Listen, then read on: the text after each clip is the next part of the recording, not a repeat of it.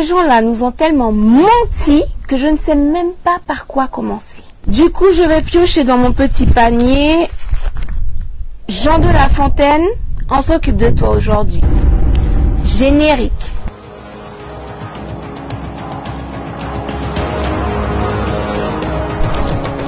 Bienvenue sur Afrique Résurrection, je suis Safia Njoyla, chercheuse en histoire et culture africaine. On en a tous entendu parler, peut-être même que toi on t'a obligé à apprendre une de ces soi-disant fables à l'école. Laisse-moi te dire qu'en réalité, il s'agissait d'un gros plagiat. Ce forceur de La Fontaine, il n'a pas seulement pris une fable, 3 fables, 10 fables qu'il a copiées, c'est des centaines de fables d'Ésope qu'il a carrément recopiées à l'identique et qu'il a servi comme ça à son public pour se faire un nom dans la littérature française. Du coup, permets-moi de te présenter le véritable auteur des fables que tu connais, Ésope. Alors, si tu as entendu parler des fables d'Ésope, on ne t'a pas forcément précisé qu'en fait Ésope était africain. Et on parle pas d'un africain métis type éthiopien, non. On parle d'un africain type soudanais qui était décrit par ses contemporains avec un teint charbon, un nez très large, des lèvres épaisses et des cheveux crépus. Alors Ésope est né et a grandi dans le royaume de Kémet qui est situé dans le sud du continent africain.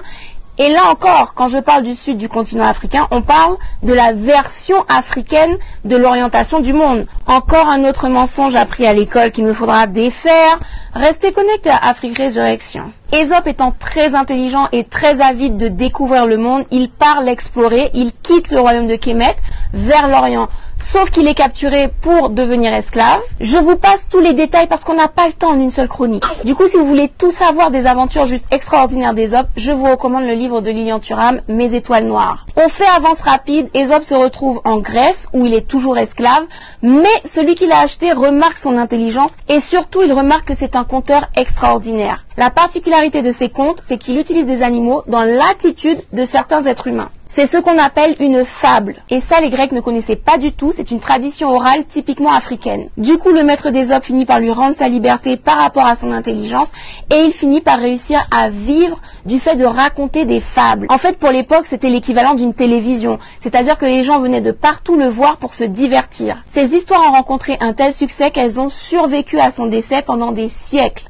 Et c'est comme ça qu'au XVIIe siècle, Jean de La Fontaine naît, grandit et force. Un gros forceur. Le mec s'approprie des centaines de fables d'Ésope. Il change quelques détails par-ci par-là. Il garde les mêmes personnages, les mêmes scénarios, les mêmes conclusions. Et il signe Jean de La Fontaine. Et le système français, bien content de répéter décennie après décennie dans les écoles que Jean de La Fontaine est un héros de la littérature française. Garde bien en tête que Ésope a vécu en moins 700 et que Jean de La Fontaine a vécu au XVIIe siècle. C'est-à-dire un écart de 2300 ans. Donc tu te doutes bien qu'à l'époque de Jean de La Fontaine où il n'y avait ni télévision ni internet pour pouvoir exposer le plagiat, eh ben toutes ces signatures de fables sont passées crème et on lui a accordé ce crédit alors qu'en réalité il n'a absolument rien créé. Gad Elmaleh aurait dû vivre au XVIIe siècle. Enfin bref, si tu connais les fables du corbeau et du renard, de la cigale et de la fourmi, du lion et du rat, tout ça n'appartient pas à Jean de La Fontaine mais à Ésope l'Africain.